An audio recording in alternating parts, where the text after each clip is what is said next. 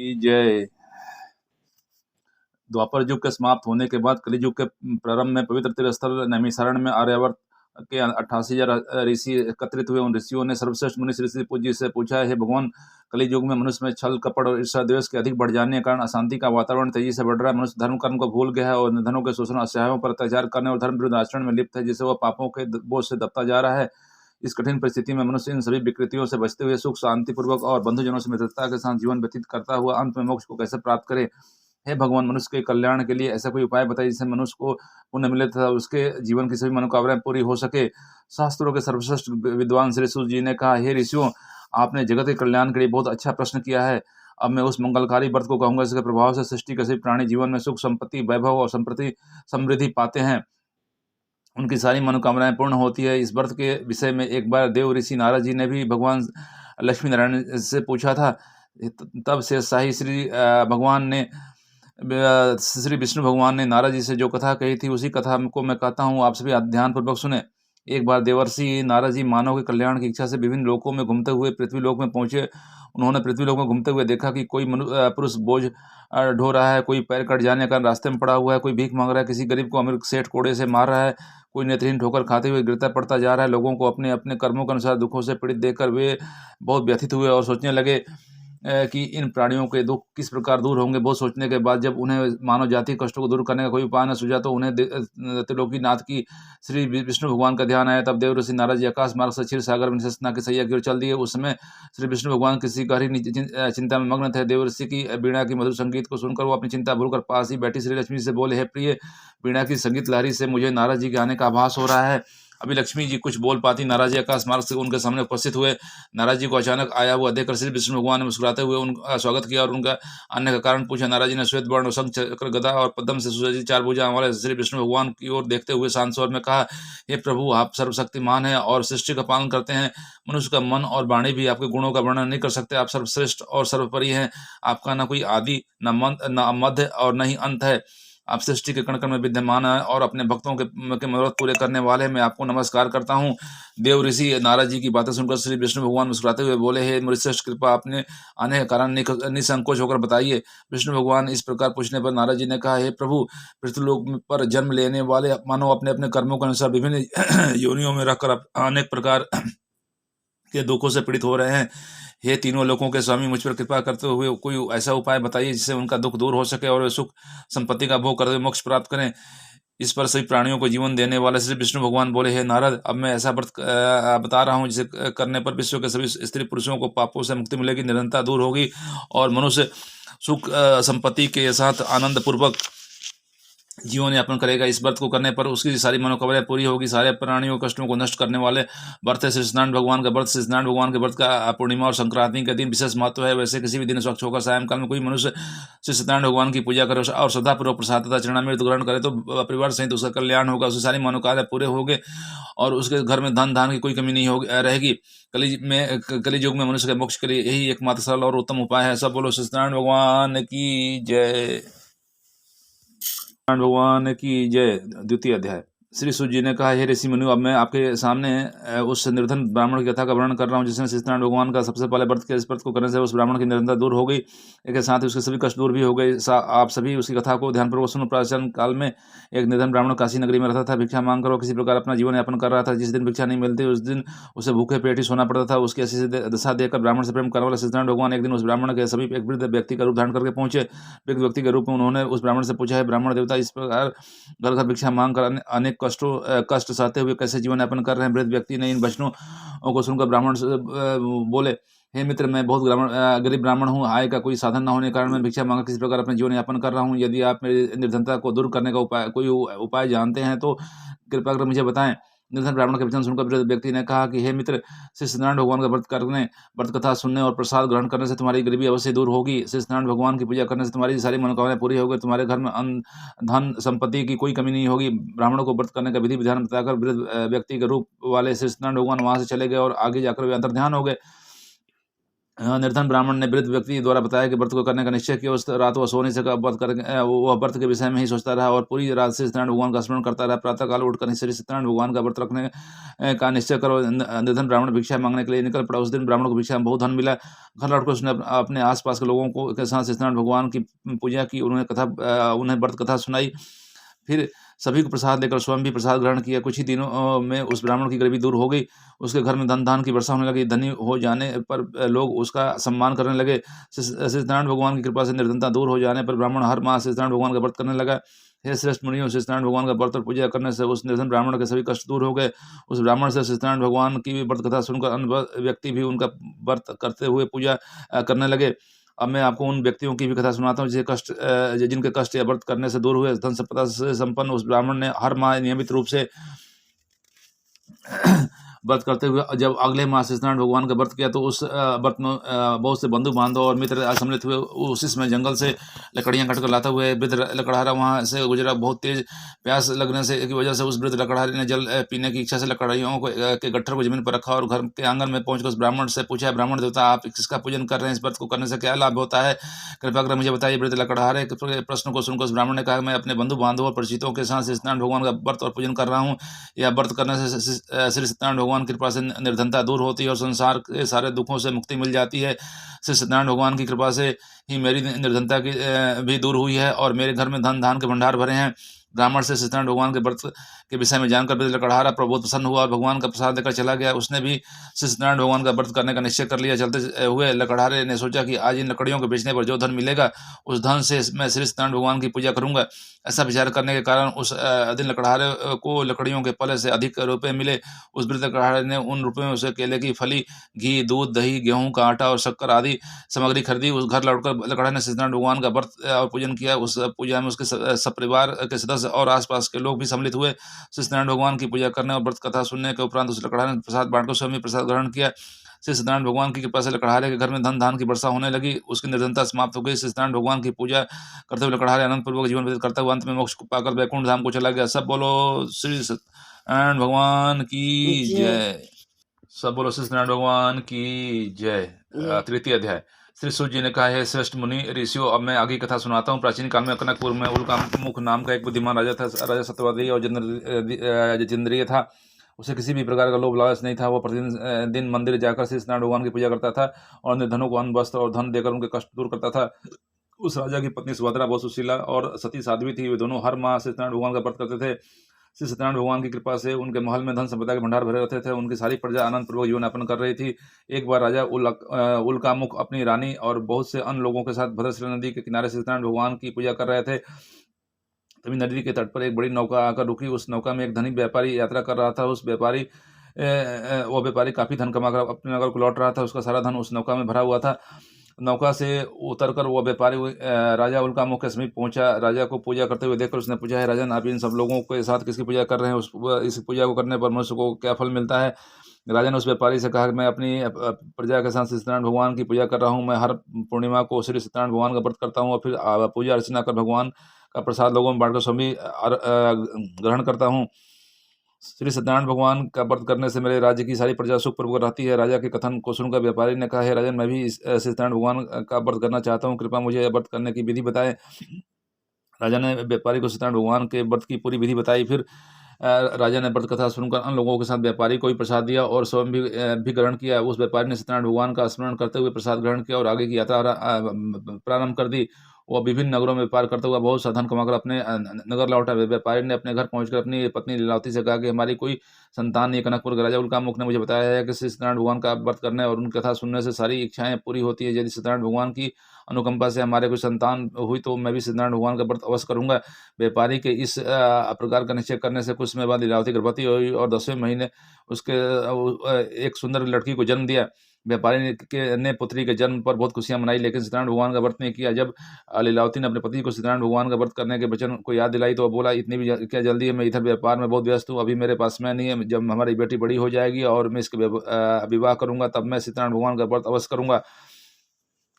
अपने पति की बात सुनकर लीलावती चुप रह गई। व्यापारी की पुत्री लीलावती इस प्रकार बड़ी होने लगी जैसे शुक्ल पक्ष का चंद्रमा तेजी से बढ़ता है। शीघ्र ही 16 वर्ष बीत गए। एक दिन व्यापार में काफ़ी धन कमाकर लौटे व्यापारी ने अपनी बेटी को सहेलियों के साथ उपवन में घूमते हुए देखा तो उसके विवाह की चिंता होने लगी। अपनी पत्नी लीलावती से इस संबंध में बात कर व्यापारी ने लीलावती के लिए सुजोग वर ढूंढने के लिए अपने सेवकों को भेजा। व्यापारी का सेवक कंचनपुर नगर में पहुंचे। वहां उन्होंने एक बणिक पुत्र को देखा। बणिक पुत्र अत्यंत सुंदर और गुणवान था। सेवकों ने वापस लौटकर व्यापारी को उस बणिक के पुत्र के विषय में बताया। वह व्यापारी उस सुंदर लड़के को देखकर बहुत प्रसन्न हुआ और उसके साथ कलावती का विवाह बहुत धूमधाम से कर दिया। दहेज में उसके बणिक पुत्र को बहुत सारा धन दिया। कलावती का विवाह भी हो गया। लेकिन व्यापारी ने सत्यनारायण भगवान का व्रत नहीं किया। लीलावती ने अपने पति को याद दिलाया कि आपने अपनी पुत्री के विवाह पर सत्यनारायण भगवान का व्रत करने का निश्चय किया था। अब तो आप व्रत करें। पत्नी की बात सुनकर व्यापारी ने कहा कि लीलावती, अभी तो मैं अपने दामाद के साथ व्यापार करने जा रहा हूँ। व्यापार से लौटकर सत्यनारायण भगवान का व्रत और पूजा करूंगा। यह कहकर व्यापारी कई नौकाओं में सामान भरकर अपने दामाद को सेवकों के साथ व्यापार के लिए चला गया। उस व्यापारी के बार बार व्रत का निश्चय करने और फिर व्रत न करने से सत्यनारायण भगवान क्रोधित हो गए और उन्होंने उसे दंड देने का निश्चय किया। व्यापारी अपने दामाद के साथ रत्नसारपुर नामक नगर में पहुंचकर व्यापार करने लगा। सत्यनारायण भगवान की माया से कुछ चोर वहां के राजा के बाल में चोरी कर भाग रहे थे। राजा के सैनिकों ने उन चोरों का पीछा कर रहे थे। भागते हुए चोरों ने सैनिकों से बचने के लिए चोरी का माल अवसर पाकर व्यापारी की नावों में छिपा दिया। चोर खाली हाथ आसानी से भाग गए। चोरों का पीछा करते हुए सैनिक व्यापारी की नावों के पास पहुंचे। व्यापारी की नावों की तलाशी लेने पर उन्हें राजा का चोरी का धन मिल गया। तब वे सैनिक उस व्यापारी और उसके दामाद को बांधकर राजा चंद्रकेतु के पास ले गए। राजा चंद्रकेतु ने उन दोनों को कारावास में डाल दिया और उनका सारा धन जब्त कर लिया। सत्यनारायण भगवान के प्रकोप से उधर लीलावती भी कई मुसीबतों में पड़ गई। चोर उसके घर से सारा धन चुरा कर ले गए। घर में खाने के लिए अन्न नहीं बचा। भूख प्यासे व्याकुल व्यापारी की बेटी कलावती अन्न की चिंता में एक ब्राह्मण के घर गई। वहां से सत्यनारायण भगवान की व्रत कथा हो रही थी। कलावती ने भी वहां बैठकर व्रत कथा सुनी और प्रसाद लिया।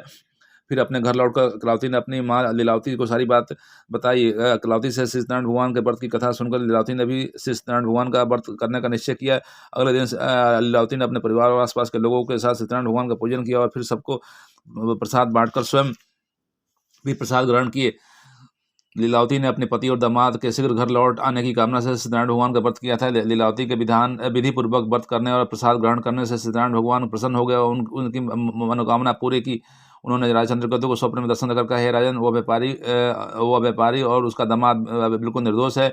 सुबह ही उन दोनों को छोड़ दो और सारा धन भी लौटा दो, अन्यथा तुम्हारा सारा धन वैभव राज आदि नष्ट कर दूंगा। इतना कहकर सत्यनारायण भगवान का ध्यान हो गए। प्रातः होते ही राजा चंद्रकेतु ने अपने मंत्री और राज ज्योतिषी को रात के स्वप्न के बारे में बताया तो सभी ने व्यापारी और उसके दामाद को छोड़ देने के लिए कहा। राजा चंद्रकेतु ने तुरंत उन दोनों को छोड़ दिया, उनका सारा धन भी लौटा दिया। इस प्रकार सत्यनारायण भगवान की कृपा से वे दोनों खुशी खुशी अपने नगर की ओर चल दिए। सब बोलो सत्यनारायण भगवान की जय।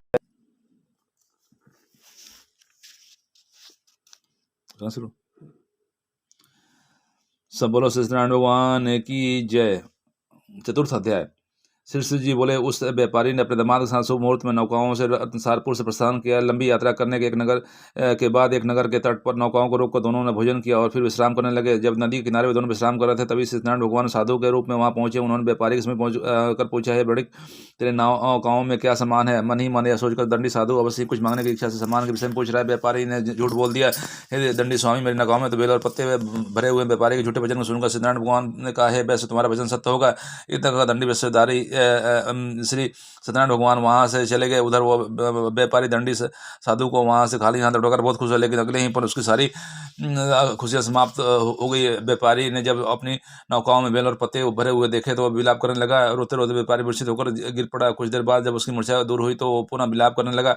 तो उसका दामाद ने कहा, आप दुखी मत होइए, यह सब उस दंडी साधु के श्राप की वजह से हुआ है, अतः हमें उनके शरण में जाना चाहिए। वहीं साधु हमें इस विपत्ति से छुटकारा दिलाएंगे। दामाद के वचन सुनकर व्यापारी दंडी साधु खोजने चल दिए। थोड़ी देर ढूंढने के बाद उन्हें एक वृक्ष के नीचे दंडी साधु के रूप में सत्यनारायण भगवान फिर मिल गए।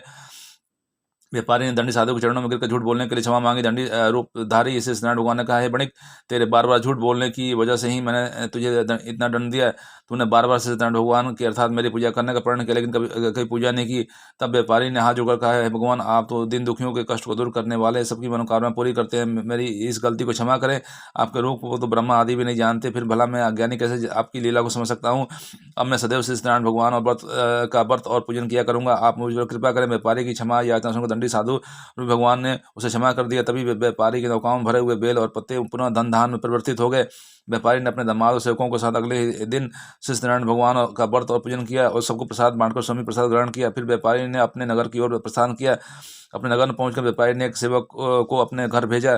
सेवक ने उसके घर पहुंचकर लीलावती को व्यापारी के पहुंचने की सूचना दी। लीलावती और कलावती दोनों ही सत्यनारायण भगवान की पूजा कर रही थी। पति और दामाद को लौट आने के समाचार सुनकर लीलावती ने पूजा पूरी करने के बाद प्रसाद ग्रहण कर अपनी बेटी कलावती से कहा, बेटी मैं नदी के किनारे अपने पति के दर्शन को जा रही हूँ, तू घर का काम पूरा करके आ जाना। यह कहकर लीलावती नदी की ओर चली गई। पति से मिलने की खुशी में कलावती प्रसाद ग्रहण किए बिना ही घर से निकल नदी के किनारे पहुंच गई। उसके प्रसाद ग्रहण न करने पर सत्यनारायण भगवान क्रोधित हुए। उन्होंने व्यापारी की नौकाओं को उसके दामाद सहित नदी में डुबो दिया। अपने पति को वहां न पाकर कलावती जोर से रोने लगी। तब व्यापारी ने कहा, पुत्री अवश्य ही तुझसे कोई भूल हुई है जिससे सत्यनारायण भगवान ने तुझे यह दंड दिया है। तब व्यापारी ने सत्यनारायण भगवान से प्रार्थना की है, भगवान मेरे परिवार से किसी सदस्य से कोई भूल हुई है तो उसे क्षमा कर देना। उसी समय बादलों के गरजने की आवाज़ के साथ आकाशवाणी हुई, बणिक तेरी पुत्री मेरा प्रसाद ग्रहण किए बिना ही चली आई है।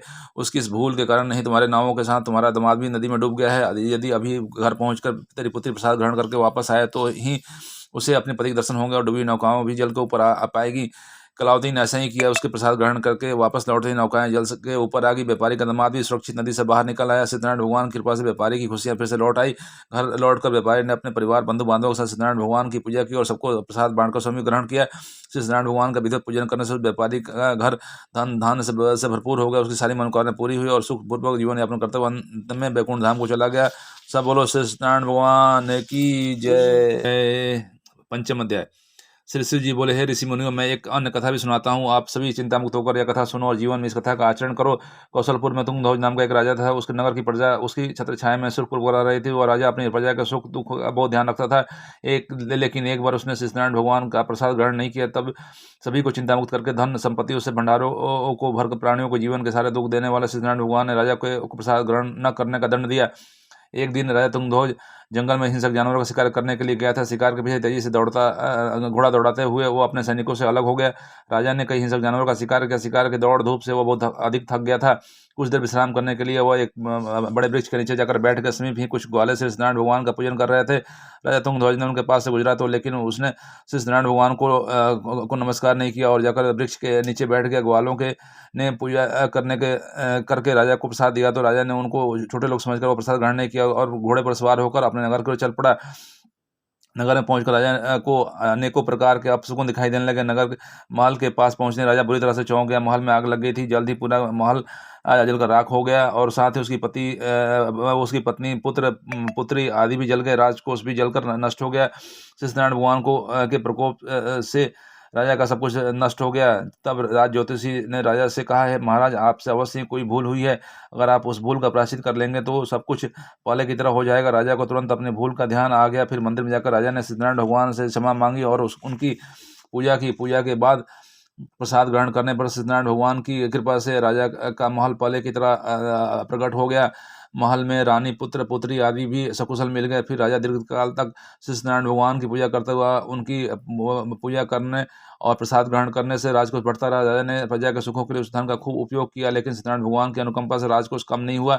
जीवन के सभी सुखों को भोग अंत में राजा तुंगध्वज बैकुंठ धाम गया और मोक्ष प्राप्त किया। इस प्रकार जो भी व्यक्ति सत्यनारायण भगवान का व्रत और पूजन करता है उसके सारे दुख और चिंताएं दूर हो जाते हैं।